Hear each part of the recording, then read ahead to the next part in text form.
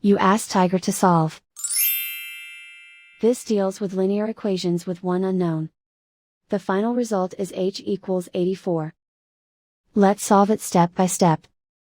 Simplify the expression. Expand the parentheses. Simplify the arithmetic. Group all constants on the right side of the equation. Subtract 320 from both sides. Simplify the arithmetic.